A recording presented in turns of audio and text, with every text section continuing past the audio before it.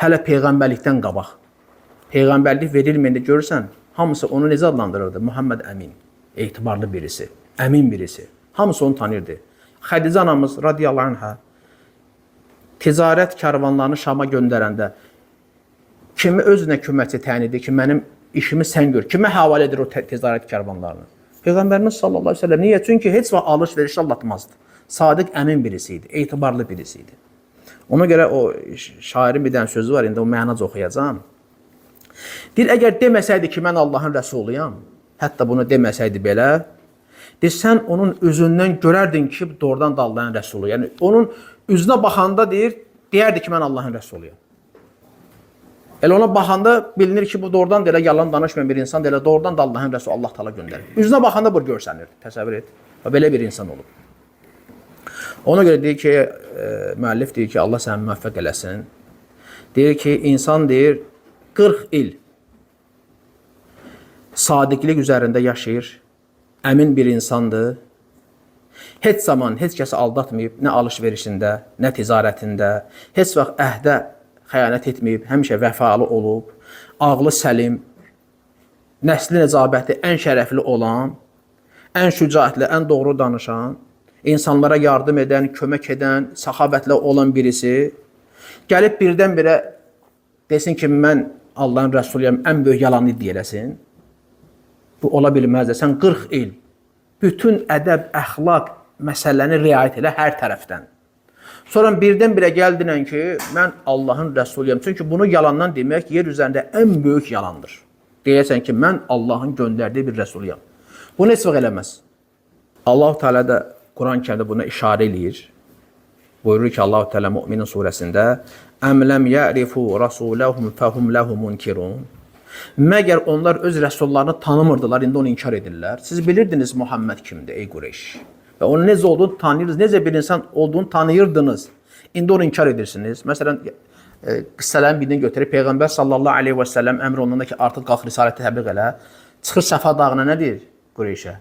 Deyir, ey qohumların filan kəslər, filan, hamısı bir-bir sayır nəslin nəzabətindən. Ey Abdümənəf oğulları, ey filan kəslər. Əgər mən desəm ki, bu dağın arxasından bir ordu Məkkə hücum edir, məni təsdiqləyirsiniz, nə deyirlər? Deyir, əlbəttə, biz heç vaxt sənin yalan danışdığını eşitməmişik. Amma deyəndə ki, mən Allahın sizə göndərmiş bir rəsuluyam, hamısı inkar elədi. Deyirlər, sən yalan danışsan, belə, subhanallah. Təsəvvür elə. Allah rəsulu heç vaxt, yəni görsən, peyğəmbərlikdən qabaq heç vaxt bu cür pis vəsflərlə vəsf olunmamış. İnsanlar belə onu tanımırlar belə. Həmişə ən gözəl xüsusiyyətlərini tanımışlar. Ona görə ayə deyir ki, məgər deyir, onlar öz rəsullarını tanımırdılar, indi onu inkar edirlər. Siz bilirdiniz o kimdir, necə bir insandır, hansı yüksək insani keyfiyyətlərə məxsus. İndi bugün deyirsiniz ki, yox, sən yalan danışırsan, sən peyğəmbər deyilsən, əvvəlkilərin nağıllarını danışırsan, Məcnun və s. Ona görə qardaşlar, elə Peyğəmbər sallallahu aleyhi və səlləmin peyğəmbərlikdən qabaqki həyat tərzləri göstərirdi ki, doğrudan da bu Allahın rəsul seçilməyə layiq olan insanlardan biridir. O da onun elə dəlillərindən biridir. Deməli, birinci dəlil nədir? Qeyd edirik. Birinci dəlil nübüvvətinin dəlillərindən onun Peyğəmbərin sallallahu aleyhi və səlləmin peyğəmbərlikdən qabaqki həyat tərzi. Və təsəvvür elə Allah rəsulu bayaqki qıssada dediyim kimi, ümumiyyətlə Allah rəsulu sallallahu aleyhi və səlləm Məkkədə 13 il dəvət apardı. Bilirsiniz də, 23 il Allah yoluna, İslam'a dəvət elə, onu 13 il Məkkədə, 10 il Mədinədə. 13 il Məkkədə Qureyşi dəvət etdi. Onlarla mübarizə apardı. Onların bütlərini onlara ayıbladı və s. Bir dəfə də olsa, amma demədilər ki, səni tanımırıq, sən keçmişdə filan kəsi yalan danışan. Heç vaxt keçmişlə onu qınamamışdılar. O bizdə bəzi insanlar var, məsələn, səni tanımırıq, kimsən filan ki, dur, deyirsən belədir. Amma bir dəfə də olsun demədilər ki, sən yalan danışan, biz səni tanıyırıq, sən yalancın biriydi. O vaxtlar da yalan danışırdın. Heç vaxt keçmişi ilə qınamıyorlar. Çünki tanıyırdılar kimdir. Bilirdilər ki, bu doğru danışan olub, sadiq olub, əhdə vəfalı olub, heç vaxt alış-verişlə aldatmayıb, xain birisi olmayıb. Ona görə heç vaxt keçmişi ilə qınamırdılar. Amma başqa laclar yox idi da, öz bütlərini qorumaq üçün, başqa üçün, öz dinlərini qorumaq üçün sonraki iftiraları atırdılar. Hə, sən yalan danışırsan, sən sehirbazsan, sən alladırsan və s. Keçmişdəkilərin, yəni Bənu İsrailin nağıllarını danışırsan, amma keçmişi ilə heç vaxt onu qınamamışlar. Ya, sən filan kəsin, səni tanıyırdın da, bugün deyirsən ki, mən peyğəmbərəm, yenə yalan danışırsan. Heç vaxt qınamırdılar. Çünki bilirdilər kimdir. Əvvəldən tanıyırdılar. Elə Əbu Sufyan özü Heraklın yanına gedəndə.